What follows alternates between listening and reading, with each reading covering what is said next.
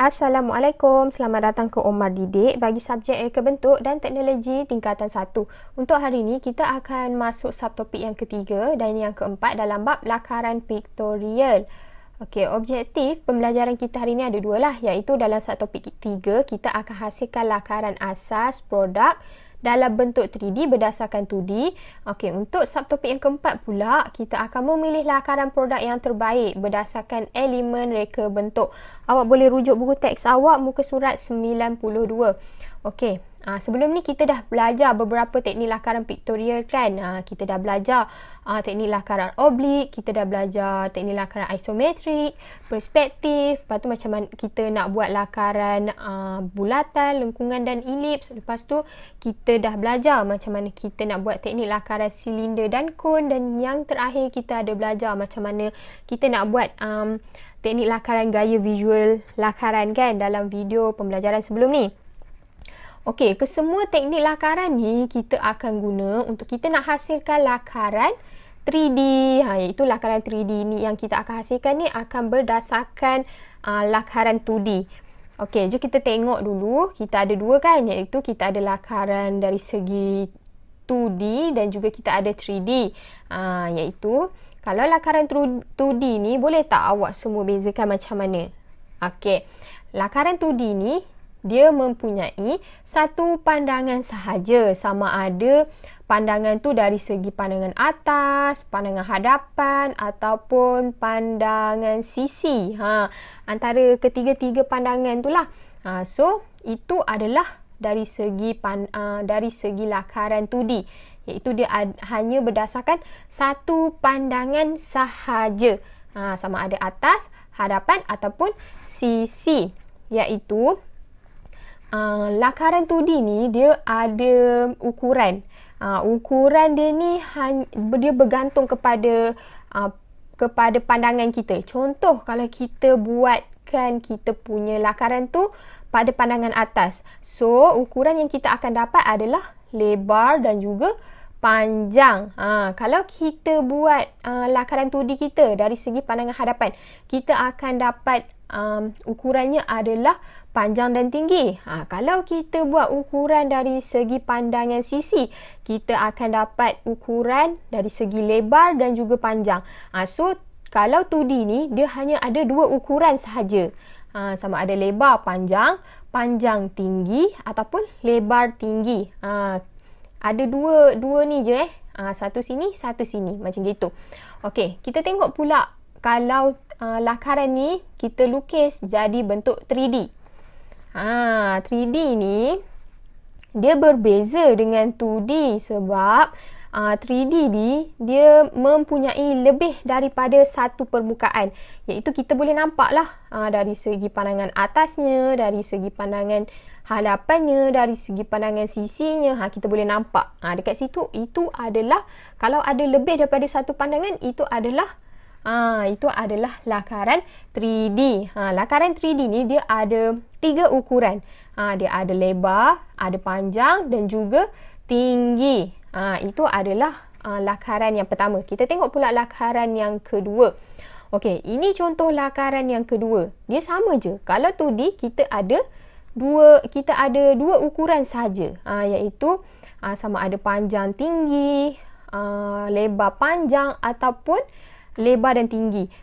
Tengok berdasarkan pandangan hadapan. Tengok, kalau pandangan hadapan kita akan dapat ukuran panjang dan tinggi. Kalau pandangan atas kita akan dapat lebar dan juga panjang kan. Okey, jom kita tengok macam mana rupa bentuknya tong sampah ni kalau kita lukis dalam bentuk 3D. Tada, ini adalah bentuk 3D kalau kita lukis. So, kalau kita nak lukis 3D ni, pastikan kita ada panduan, iaitu panduan kita adalah lakaran 2D. So, daripada lakaran 2D ni lah kita akan hasilkan lakaran 3D. Lakaran 3D ada 3 ukuran, iaitu lebar, panjang dan juga tinggi. Okey, itu adalah lakaran asas produk yang kita hasilkan berdasarkan kita hasilkan lakaran asas ni, lakaran 3D berdasarkan lakaran 2D. Okey, jom kita tengok macam mana kita nak pilih lakaran produk ni. Waktu bila kita nak pilih lakaran produk ni? Okey, pemilihan lakaran produk kita akan buat setelah sahaja kita membuat penilaian pada kita punya lakaran yang kita dah hasilkan. Contohnya lakaran ni boleh jadi banyak. Kita boleh hasilkan 3 lakaran ke. Jadi daripada ketiga-tiga lakaran tu kita akan buat penilaian.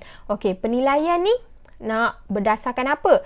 Okey, penilaian ni kita akan berdasarkan elemen reka bentuk lah. Iaitu kita ada saiz, kita tengok dari segi bentuknya, garisannya, warna yang digunakan, arah dan juga tekstur pada kita punya lakaran. Okey, dekat sini kita ada beberapa lakaran lah, iaitu daripada lakaran ni kita ada labelkan apa elemen reka bentuk yang kita gunakan pada setiap lakaran yang kita buat. Jadi daripada lakaran ni, lakaran yang kita buat ni tak semestinya semuanya sama kan. Mesti pada setiap lakaran yang kita buat ni mesti ada perbezaannya. Jadi dekat sinilah kita akan buat pemilihan yang mana yang paling terbaik. Okey, macam mana kita nak buat? Kita akan buatkan analisis pada produk-produk yang kita buat lakaran. Contoh dekat sini kita buatlah. Kita akan buat analisis ni, kita akan analisis kita punya produk berdasarkan elemen reka bentuk dari segi garisan, bentuk, tekstur, saiz, warna dan juga ruang. Okey, so daripada kita buat analisis ni, kita tengoklah satu persatu apa yang berbeza pada setiap produk lakaran yang kita hasilkan. Okey, kita tengok dari segi garisan untuk ketiga-tiga produk ni. Okey, dari segi garisan, produk A ni garisan yang digunakan adalah kurang. Kalau produk B digunakan banyak garisan. Kalau produk C ni digunakan garisan tapi garisan yang digunakan adalah kasar. Kemudian garisan tersebut dijadikan sebagai corak. Nampak tak perbezaan kepada penggunaan garisan kepada ketiga-tiga produk ni kan? Jadi dekat sinilah kita akan analisis. Kemudian kita tengok pula dari segi bentuk. Kalau bentuk kita tengok dekat sini, ketiga-tiga bentuk topi ni adalah sama sahaja. Dia berbentuk kubah. Okey. Seterusnya kita tengok pula tekstur. Okey, tekstur bagi produk A ni dia adalah sederhana licin. Kalau produk B dia lebih licin. Kalau produk C dia kasar. Berbeza kan antara produk ni, sebab tu kita kena buat analisis. Okey, seterusnya kita tengok dari segi saiz pula. Kalau saiz produk A ni dia sederhana. Kalau saiz produk B dia sederhana besar. So dia besar sikit lah daripada produk A. Lepas tu kalau untuk produk C dia lebih kecil. So berbeza saiznya antara produk. Jadi kalau kita buat analisis kita akan nampak perbezaan pada setiap produk yang kita hasilkan lakarannya. Okey, dari segi warna pula. Dari segi warna kita boleh tengoklah dekat sini produk A ni dia menggunakan warna yang merah, iaitu warna yang panas. Kalau produk B dia menggunakan warna ungu, iaitu warna ungu ni adalah warna yang sejuk sebab cerah kan. Lepas tu kalau produk C ni dia menggunakan kepelbagaian warna, iaitu kombinasi warna panas dan juga sejuk. Nampak tak perbezaan warna pada setiap produk. Okey, kita tengok pula dari segi ruangnya. Kalau dari segi ruang, produk A ni dia besar antara garisan. So nampaklah dekat sini kan perbezaannya. Lepas tu produk B dia gunakan kecil antara garisan, ruang kecil antara garisan. So kita tengok dekat sini garisan antara garisan ni kecil je ruangnya kan. Okey, kalau produk C ni pula dia kecil dalam petak. So kita nampaklah dekat sini dia punya corak ni lebih kecil dalam bentuk petak. So daripada analisis kita boleh nampakkan perbezaan pada setiap produk lakaran yang kita hasilkan. Okey, kita dah buat analisis. Okey, lepas tu apa kita nak buat? Okey, kita kena pastikanlah pemilihan kita ni berdasarkan beberapa kriteria, iaitu kita ada 5 kriteria. Daripada produk A, produk B, produk C ni kita kena pilih berdasarkan 5 kriteria ni.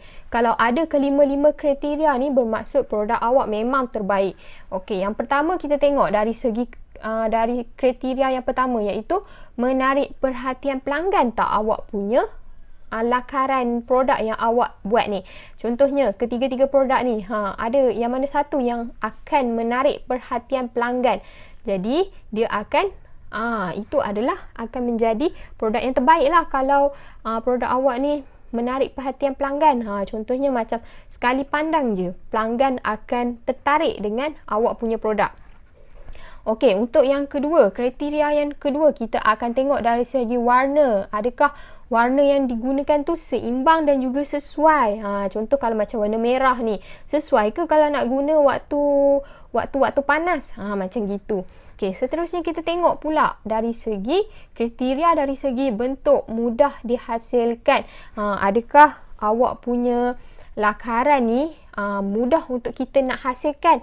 Contoh kalau macam bercorak banyak ni, adakah mudah untuk awak nak hasilkan? Jadi pemilihan lakaran ni kita kena berdasarkan kriteria-kriteria yang kita kelima-lima kriteria ni.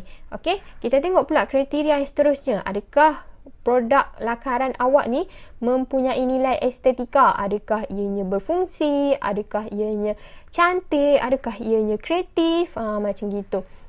Dan yang terakhir, kita akan tengok dari segi maklumat lakaran lengkap. Masa kita nak buat lakaran tadi kan, adakah awak labelkan? Adakah awak labelkan pada setiap lakaran awak ni? Awak labelkan dengan lengkap. Contoh macam ni kan, kita labelkan elemen warna, tapi awak tak mention dekat situ elemen warna apa yang awak gunakan. Contoh macam warna merah kan, awak tak labelkan pun warna merah. Jadi dekat situ tak adalah maklumat yang lengkap kan. So itu tidak akan memenuhi kriteria dalam kita nak buat pemilihan lakaran. Okey, jadi pastikan lakaran awak tu memenuhi kelima-lima kriteria ni, barulah lakaran awak tu the best. Okey, seterusnya kita pergi pula. Okey, kita sama ada kita nak buat pemilihan kriteria pemilihan lakaran tadi, ataupun kita nak buat dari segi borang penilaian pelanggan ni pun boleh.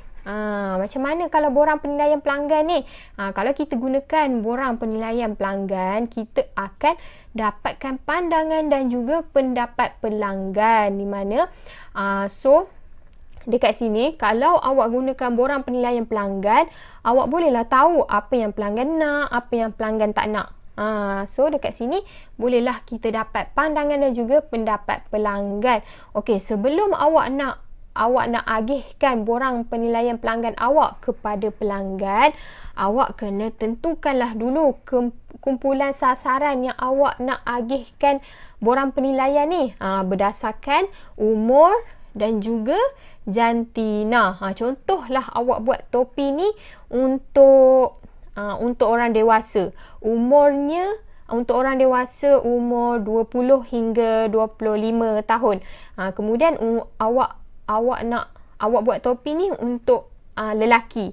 So awak kena pastikanlah borang yang awak agihkan ni kepada orang yang betul. Pastikanlah awak agihkan borang ni kepada orang yang berumur 20 hingga 25 dan juga lelaki. So barulah awak akan dapat maklumat yang betul. Okey, ini contoh borang penilaian pelanggannya. Okey, di mana kalau awak gunakan borang penilaian pelanggan ni, awak akan dapat beberapa maklumat lah. Contoh soalan 2 ni kan, tandakan betul jika anda merasakan warna lakaran topi sesuai, dan tandakan pangkah jika anda merasakan warna lakaran topi tidak sesuai. Jadi kalaulah orang akan tanda topi A, banyak yang tanda topi A ni tanda right. So dekat sini kita boleh tahu pelanggan lebih suka topi A, topi yang berwarna merah ni kan. Okey, so daripada borang penilaian pelanggan ni lah kita akan dapat maklumat. Daripada maklumat yang kita dah dapat ni, barulah kita boleh pilih lakaran mana yang paling terbaik. Okey, jadi itu sahaja pembelajaran kita untuk hari ini. Terima kasih.